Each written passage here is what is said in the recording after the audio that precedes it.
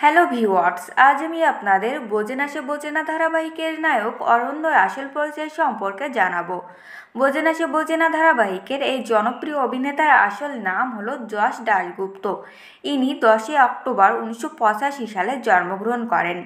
জন্ম তারিখ অনুযায়ী এনার বর্তমান বয়স 39 বছর। এনার জন্মস্থান কলকাতা। এনার উচ্চতা 6 ফুট 1 ইঞ্চি এবং ওজন 75 কেজি।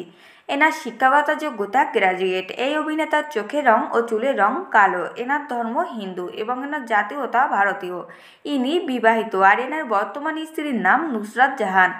এনার পেশা অভিনয় ও মডেল এবং এনার শখ গাড়ি চালানো ও ভ্রমণ করা।